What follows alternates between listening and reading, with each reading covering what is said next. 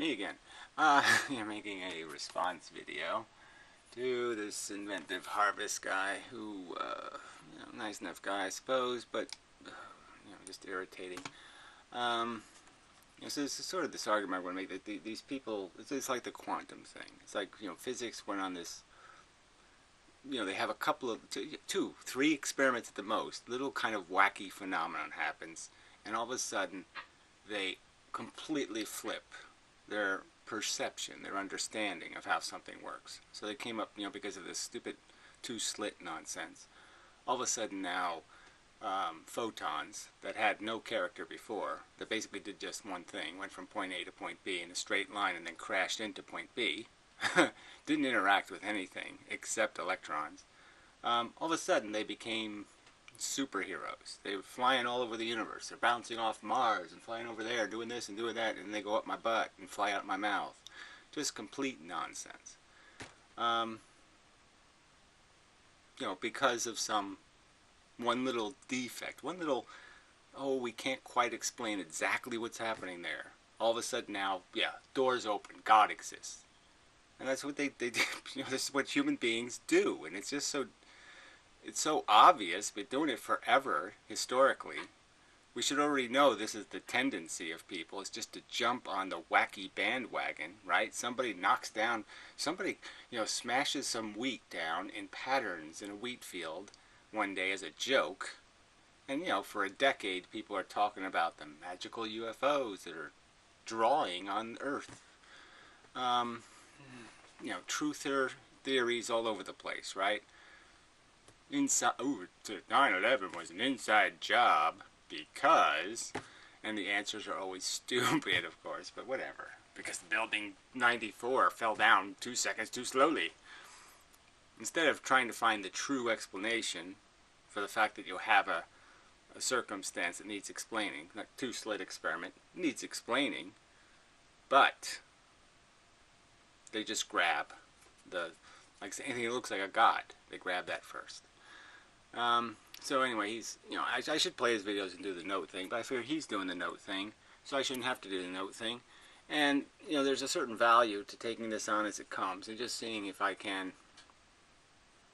explain off the top of my head why, that's bullshit. Why are you wasting time with that nonsense? Because if you really thought about that, you'd figure out why that's just bullshit.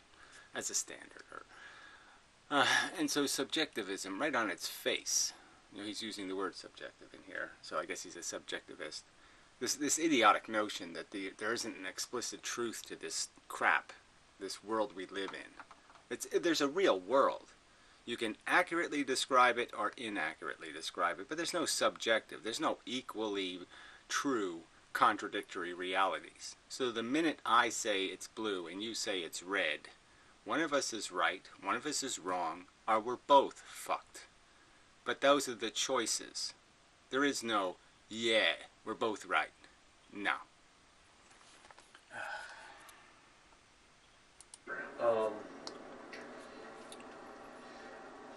We're going to talk about, how much certainty can we get versus how much is it always going to be subjective. Minham does not like subjectivism, right? I mean, that's...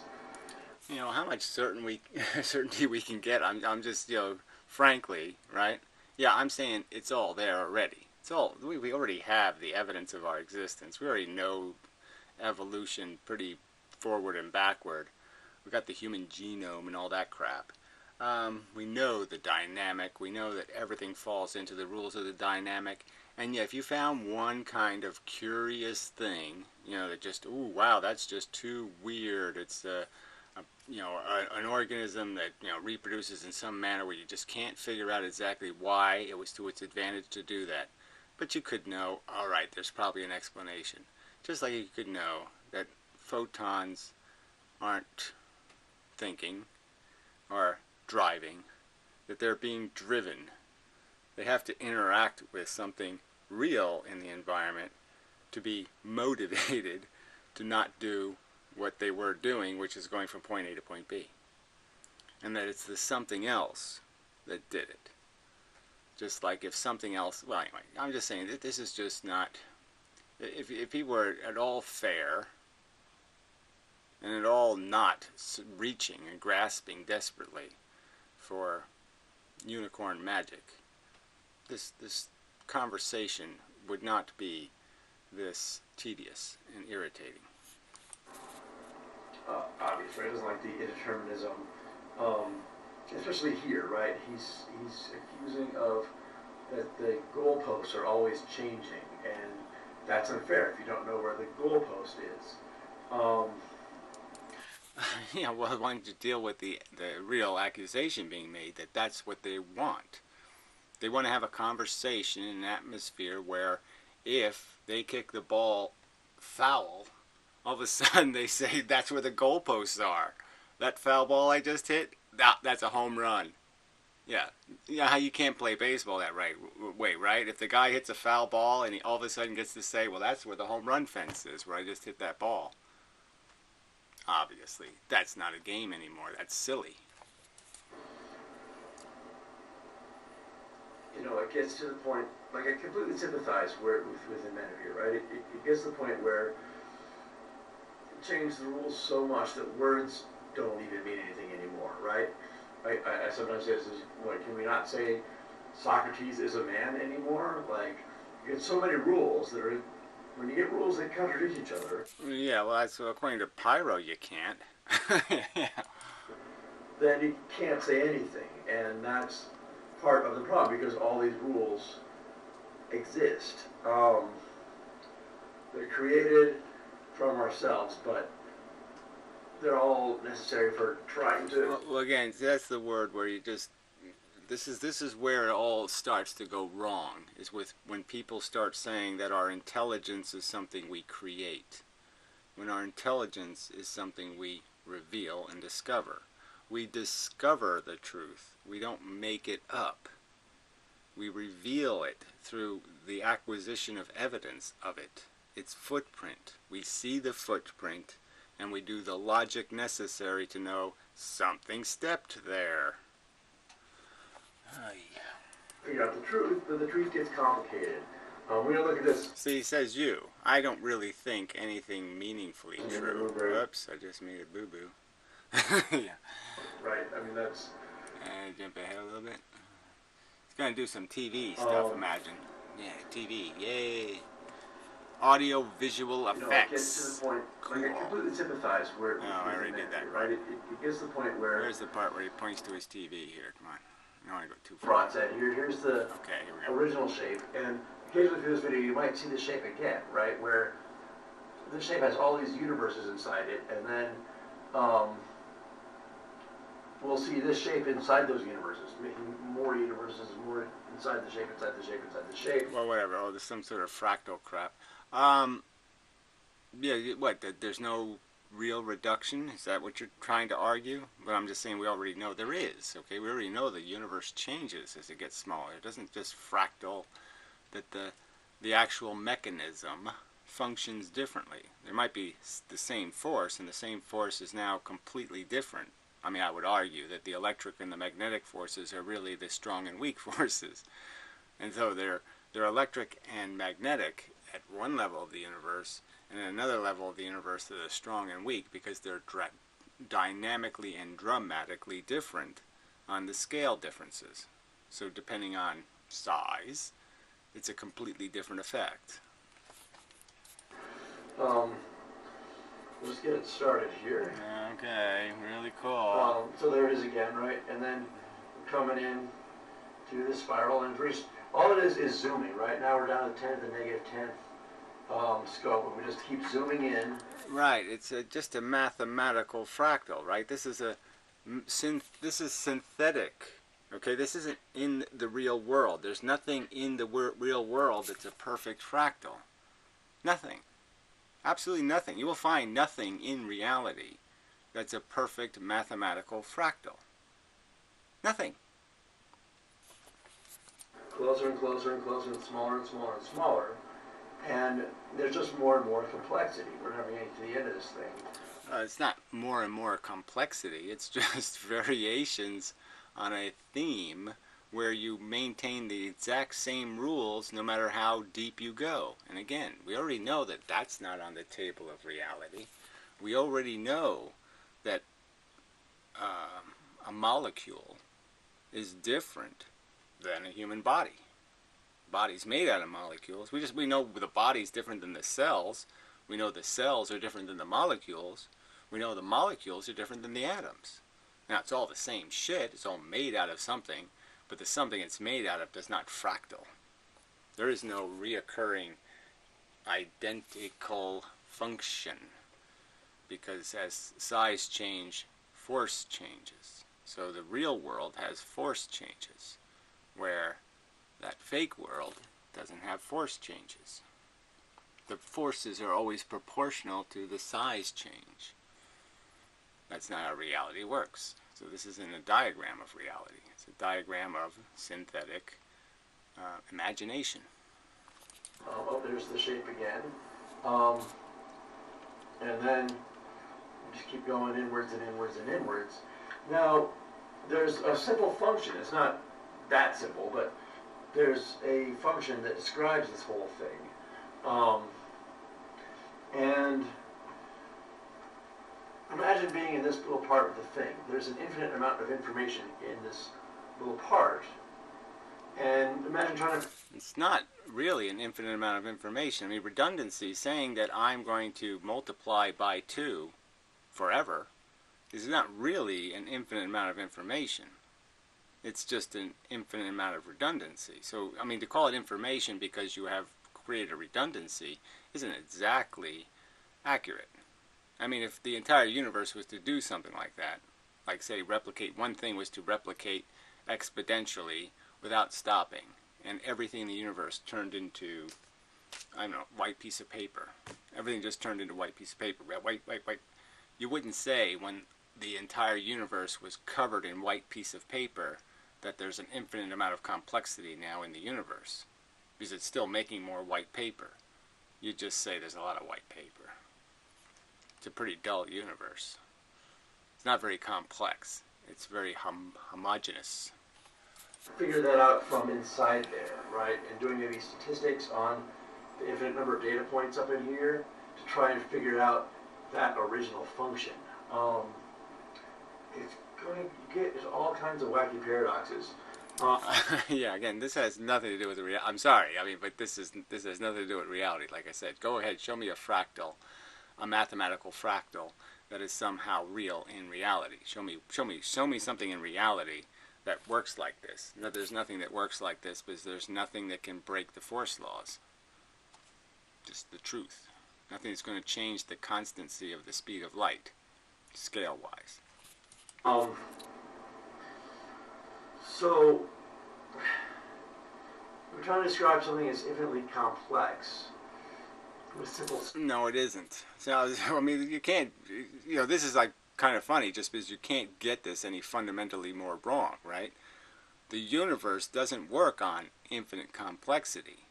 It works on just a lot of stuff and very crude and simple forces. So the forces have no infinite amount of complexity.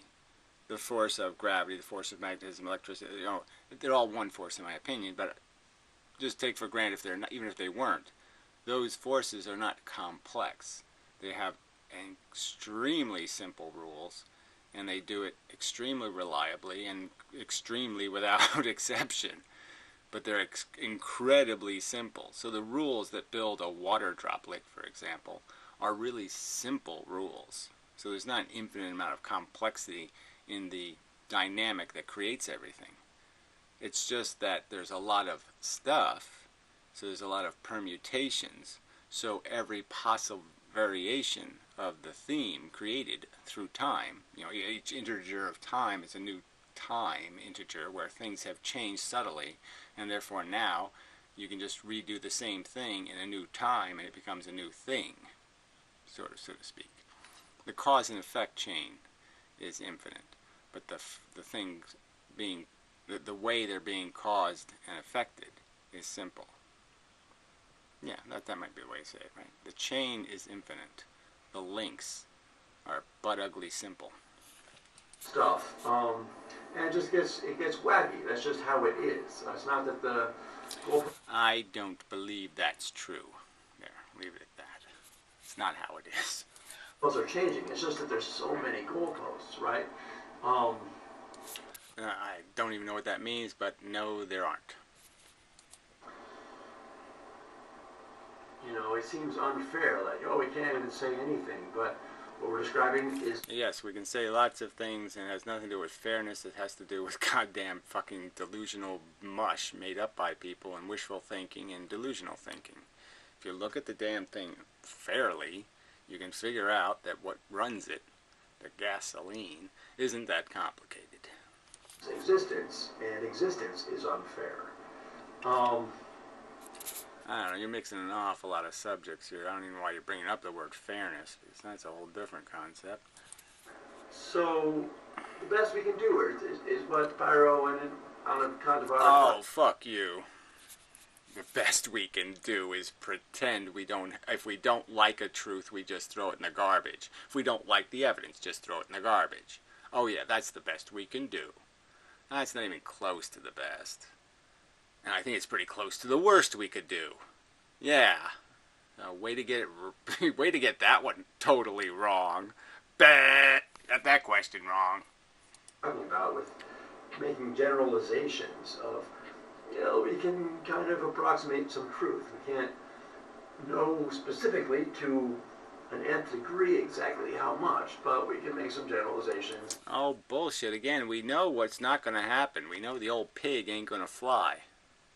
So, you know, why play this game? We know there are rigid frickin' rules. You're just not going to break them in any general way. And the only way you're going to break them is in some apparent way that will have explanation. And you did not, in fact, break them. So if I create something that appears to be anti-gravity, right, there's going to be a reason it behaves the way it does. It's not going to be unexplainable. It will be explainable. And it's just acquisition of the information necessary to make the explanation. It's no magic, buddy. It's cause and effect universe. Fact. And provisionally agree to those generalizations. That's very different than saying words have no meaning. It's like words have provisional meaning. It's a different. Whatever. Like I said, they don't have to have any of that, though. It can be rather explicit. There's certain words that have just flat out explicit meaning, to-ness and that so forth. It's explicit. There's no condition. They don't have to have conditional meaning. We could have much better words than silly words like love and hate. That don't really describe a consistent emotional feeling between people that are provoked by different circumstances among people. We don't have to use sloppy words. We could have actual more explicit language and use more explicit words. We don't have to have words in our vocabulary like spontaneous when we know there is no such thing. And we certainly know that everything that's ever been described as spontaneous wasn't spontaneous. I mean, if spontaneous exists, we haven't found it. Thing. It's not saying that words have more meaning when I say them than when you say them. It's just. That's not the point. The point is words have no meaning if you're allowed to say, I don't like where this argument's going, so now I'm going to redefine language to evade it. That, catch-22, okay, that idea that I will now, after we've already started the conversation with certain assumptions, I will now change the assumptions, the premises, because I don't like the fact that I'm losing the argument. That's bullshit, and that's what I was critiquing.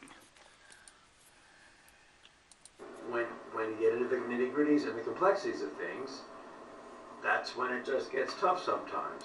Well, I would argue again that the only thing tough is people's meathead, and that what the real problem is there isn't that there's too much reality or that it's too complex. The real problem is that people are raised on the fables. They're raised on fairy stories. They're raised on lies. Perpetual lies. Santa Claus, Easter Rabbit, happily ever after, good will triumph, blah, blah, whatever. All these lies. And it's these lies that have turned their brain into a useless gristle. And the truth, honest reality, isn't ungraspable. That every formula has a simple diagrammable relationship. We can understand the relationship. None of it's magic. It's all has an understandable relationship. There's no, it just is that way. No. There is stuff we don't fully understand, but I'm saying most of the stuff that matters, we got it. Um,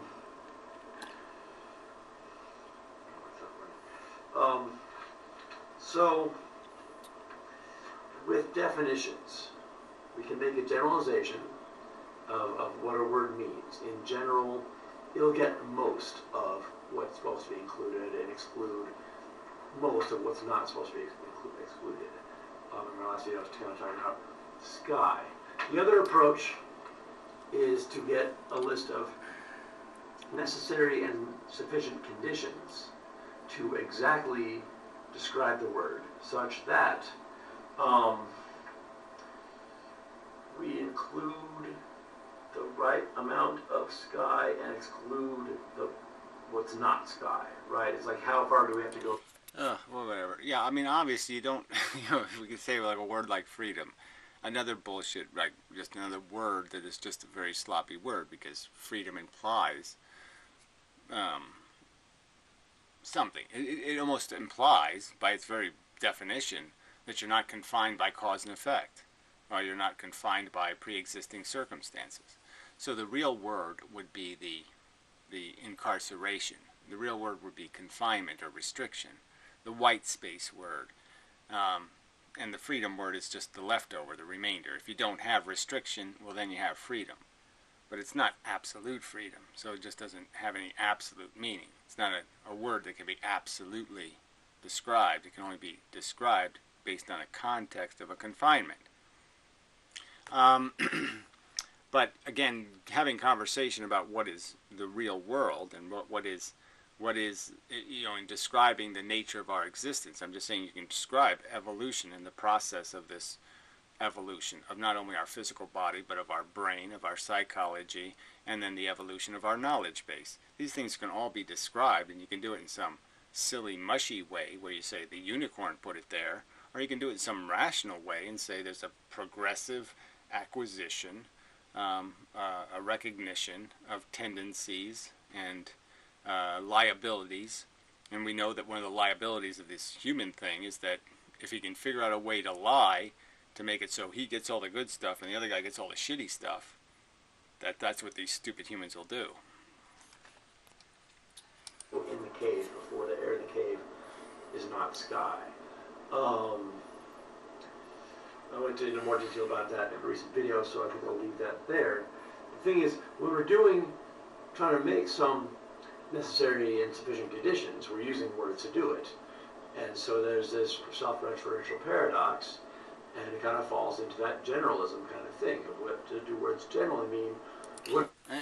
Yeah, well, I know, but this is the whole real problem, right? There's nobody wants to have the explicit conversation. So as long as we use idiotic language like love, triumph, some kind of, some kind of bullshit kind of word, then yeah, there's no, you can't have a rational conversation. You can't have an explicit conversation. You have to use real words about efficiency or temperature or value in some sort of way where you explicitly define what it is you're measuring and what kind of ruler you're using to measure it.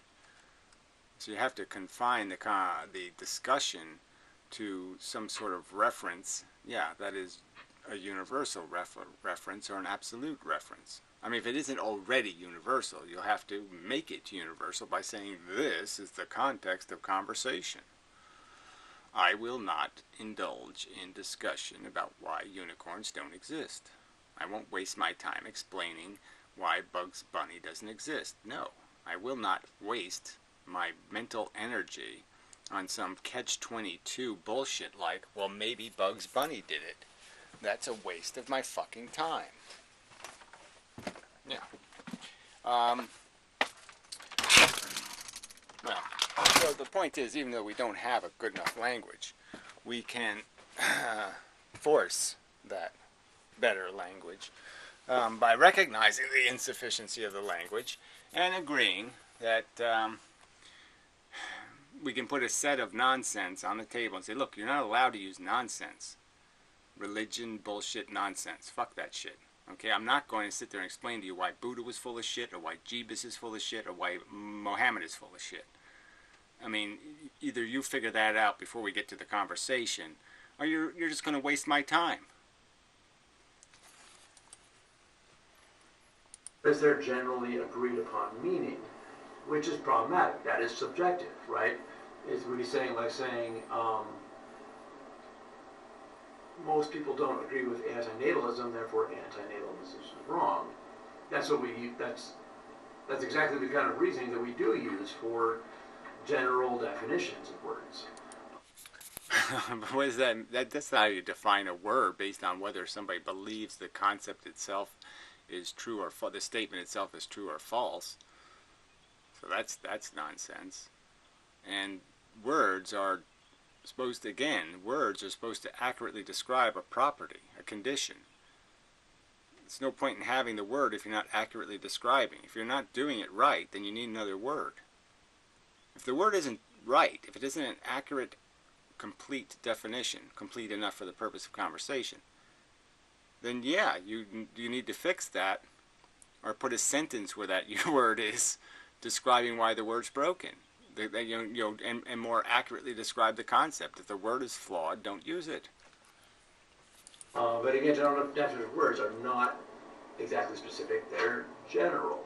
I mean, getting back to the free will conversation, the very idea that we're discussing a concept based on some notion of freedom that could not possibly ever be described outside of limitations of cause and effect would be idiotic.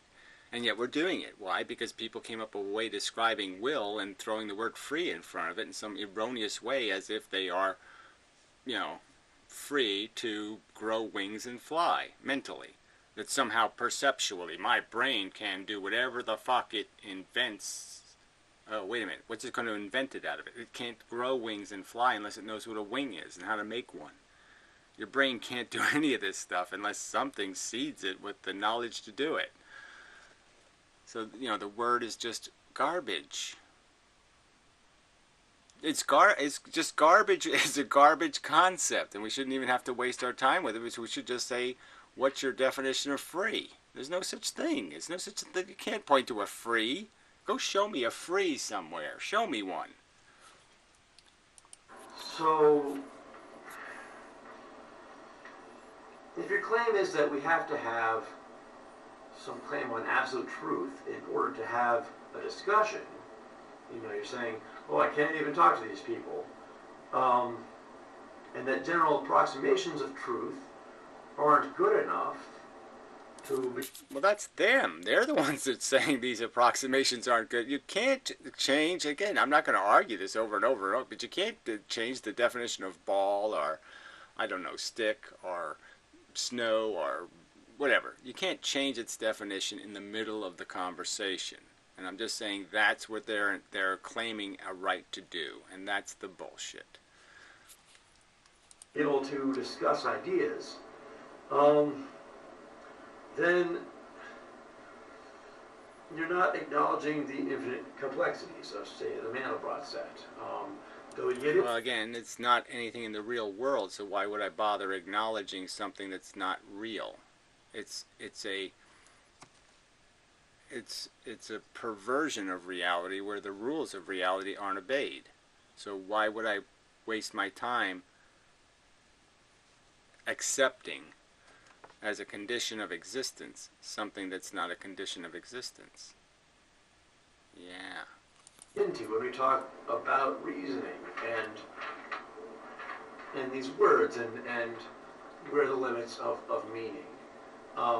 So again, there's a bunch of examples, and I love going through these because people always want examples of contradictions, but there's red and two and cold and different and sweetness and I don't know how you're going to get past the two thing, the red thing. I just don't know how. I mean, red isn't a specific frequency. You're not going to change that fact.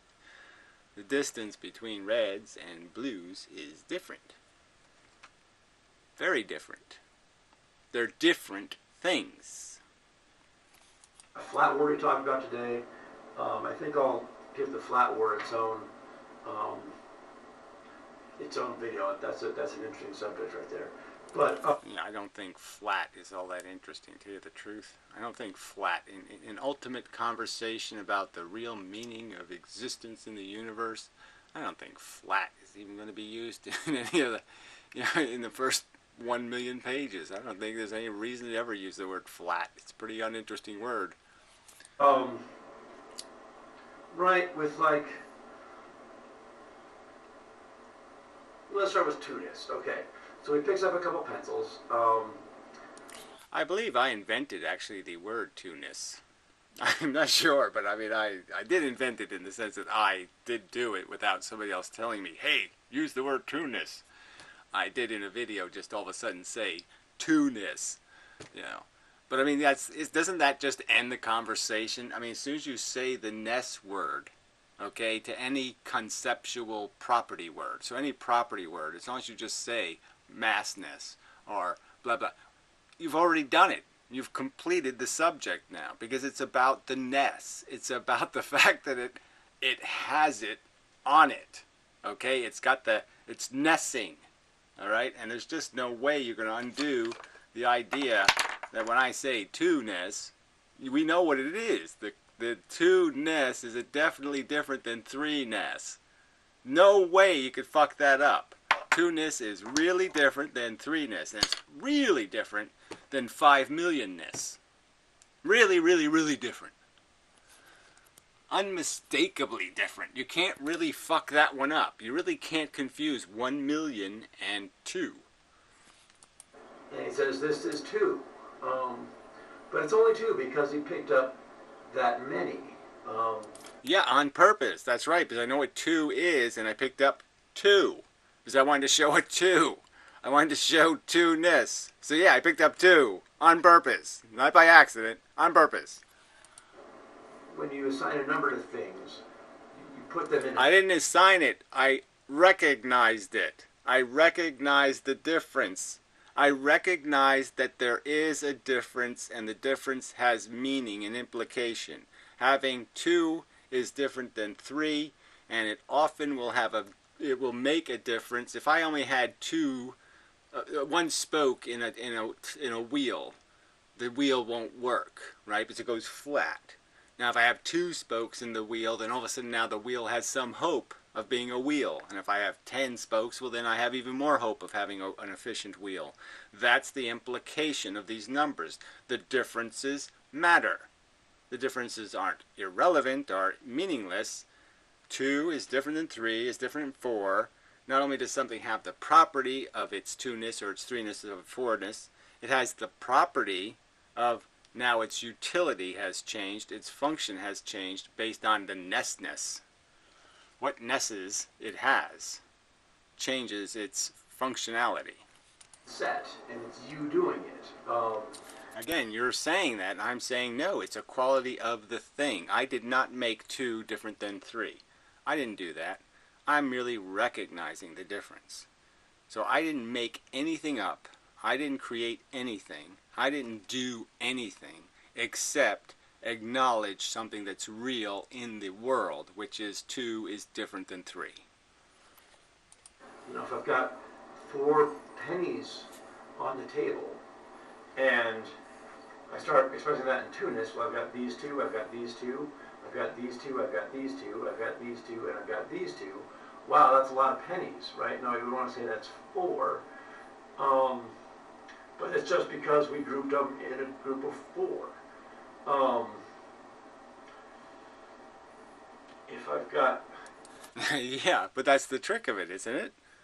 That's the very point of it, is that two-ness is only two-ness when it's in a context where you can find two-ness. You can't find, if I put 1,000,000 jelly beans in a bucket, I can't find the two-nesses. I won't see two-ness unless there's 2 black ones or 2 something that gives it away that we're 2, we're a pair, we're connected. So if there is no obvious connection, then you won't see that. Now, if we draw lines between we have the 4, and we draw lines between the objects, in different ways, so recognizing the pairs, well, now we can see the two-ness of it.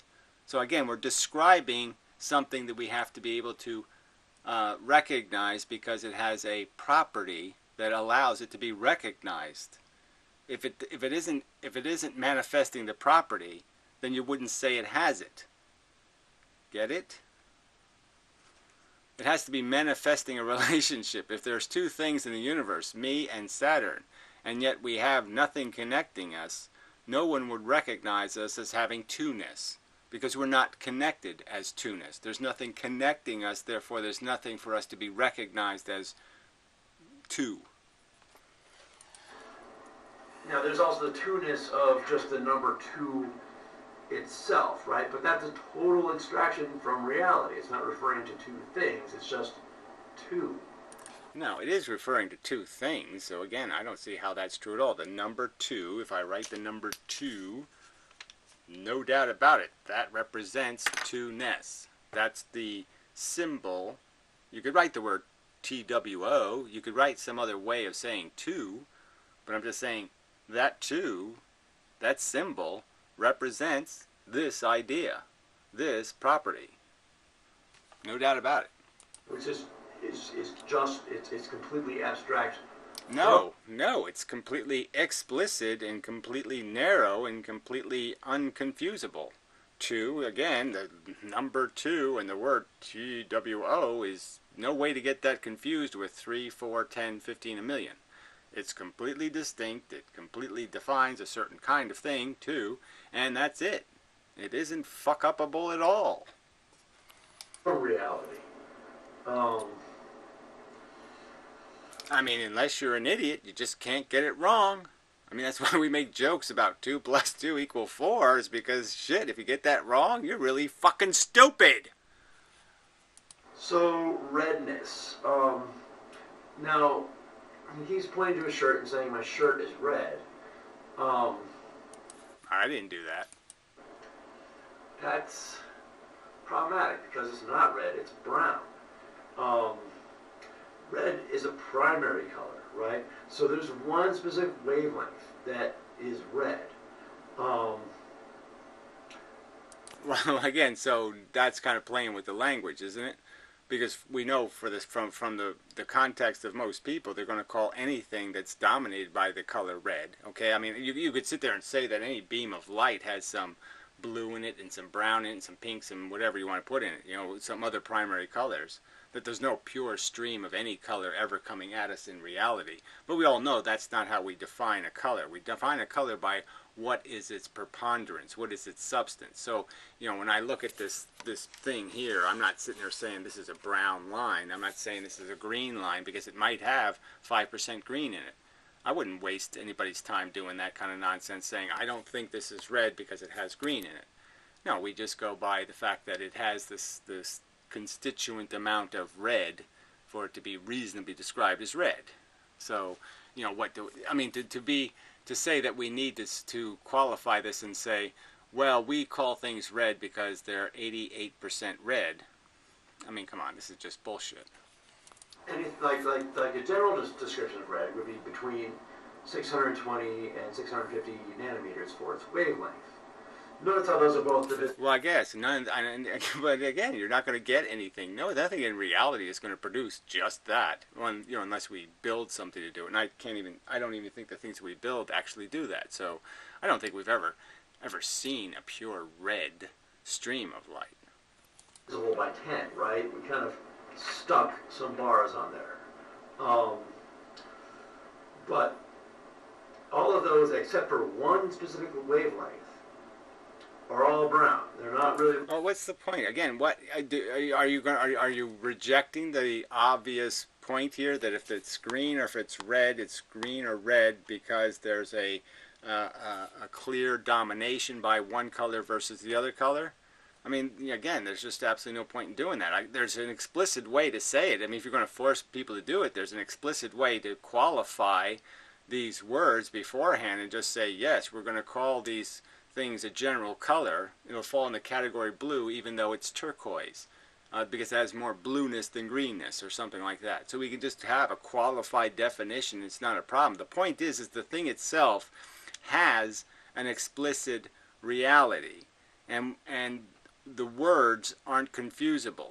Blue is not red. You may see it any way you wish to see it. The point is you're going to see the same thing I see, which is something dominated by a certain frequency. I mean, unless your eyes are broken or some other thing. I'm just saying, assuming your eyes work the same way and they're receiving 99% of the light as it comes, we're going to see the same thing. It doesn't matter whether our brain interprets it as the same thing. The point is we're going to see the same thing. The same mathematical, the same energy, the same vibrations are going to impact us. The thing itself doesn't change depending on the person. The thing itself is absolute and is real and is factually, explicitly something. It is not something changed because you perceive it differently. Red, because red is that primary goodness, right? Those other colors have some blueness in them. And so they're brown. Everything's brown. Everybody's got, we see it around the world. This is a little bit of red, this is a little bit of blue, it's got a little bit of yellow, all up in that one little spot. It's a mixture of the primary colors.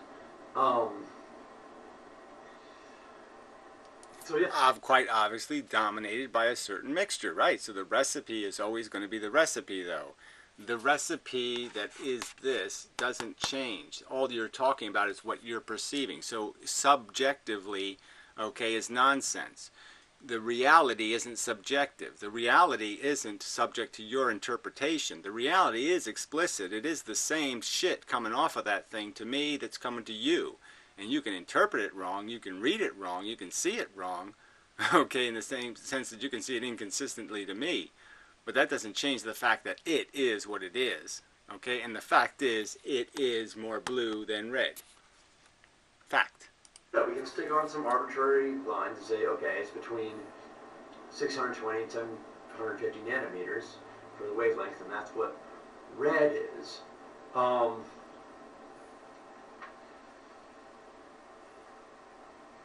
But again, that's the generally agreed upon definition. It's just generally agreed upon because, well, we've come to an agreement that says this is red.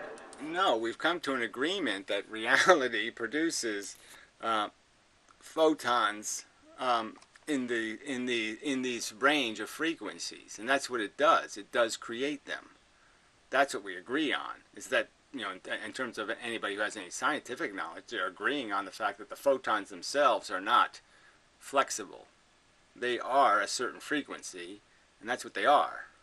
And when we identify them and say that's red, it doesn't matter what we say that's green or blue or pink or anything. We're just saying that that frequency is that frequency. We're just giving it a label instead of saying 500 or 600. That's a 600.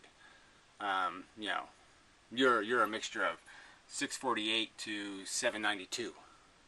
Instead of saying things in ways that it would be better maybe if we actually did that. If we actually converted to the Celsius scale and we actually did things in a sensible way. But we don't because of heritage. So we have these crude ways of identifying frequency of light. And maybe it's a little childish. And maybe it's not as explicit as we need it to be.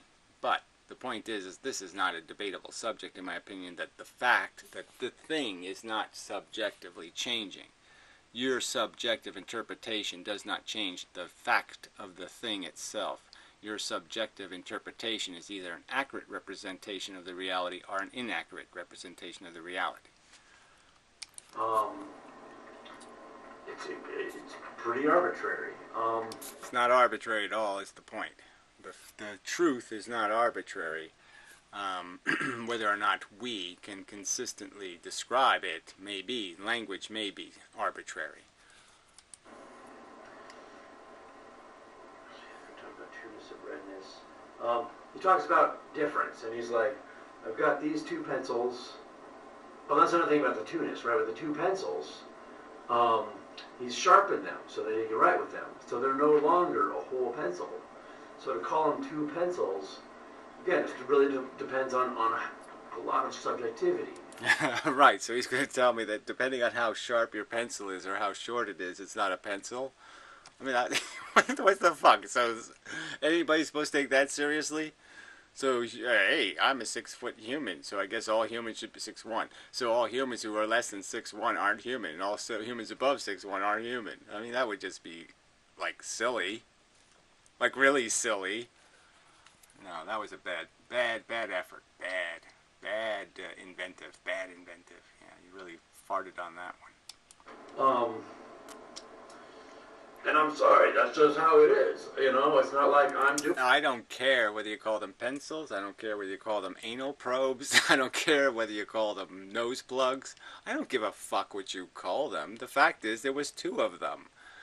So this is just so fucking stupid, all right? The concept is, right? Like whatever that show was, right? If we're talking about two-ness, fucker, we're not talking about pencilism, you know, pencilness. And so you have some theory of pencilness where, you know, a pencil isn't a pencil if it's too short. Okay, fine. I don't give a fuck, but it has nothing to do with the subject. So you're off the subject. Doing this to you. Okay. But he talks about the 2 pencils being different, right? Because they're not located spatially in the same spot. But not all things that are one thing are located spatially in the same spot, right? It can't be. The point I was making, and I think I made it, so I really shouldn't have to make it again, is that this pencil is clearly not this pencil. Yeah, they are not the same pencil. We can notice that they're not.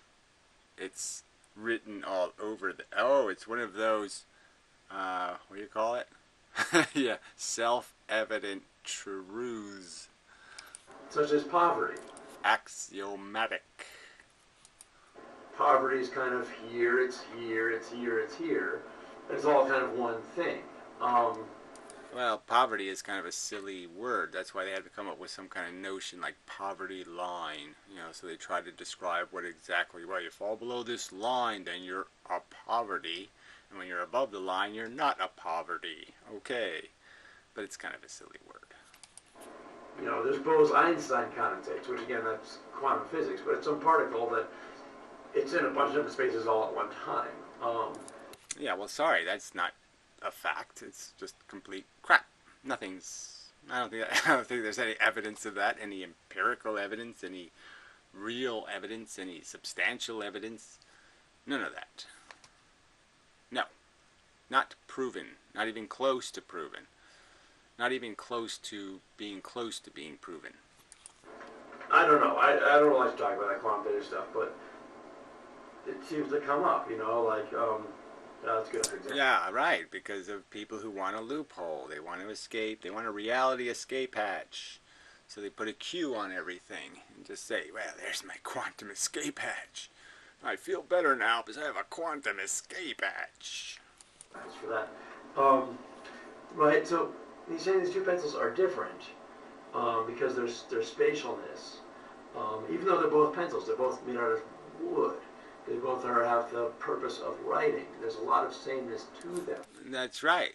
But it's not that they are the same pencil.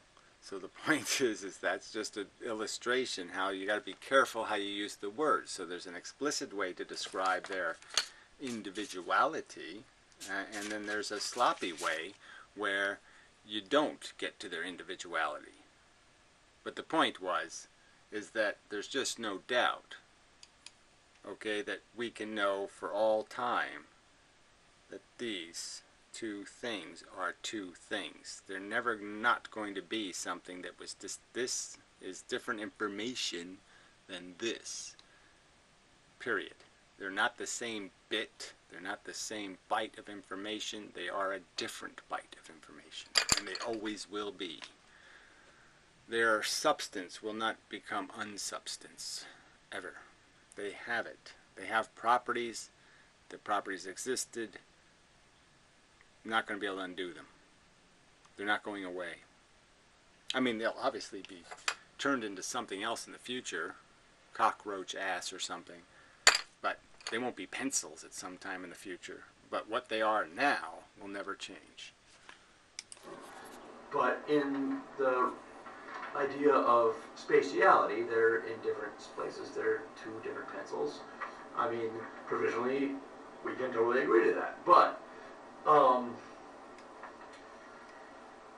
but Provisionally, why should I be? Well, again, why should we be provisional about it? I'm just saying, this is the bullshit. I need a provisional escape hatch. Well, I'm not going to give it to you. I'm not going to have a conversation with somebody who's going to keep saying, but if that means I have to pay $50, I don't want to. No, no, I ain't playing by the rules. If playing by the rules means if I land on the space that say you lose, I lose. Well, and I go, no, I'm not going to. I'm provisionally going to play Monopoly, and the provision is I win, and I get all the money, and you lose all your money.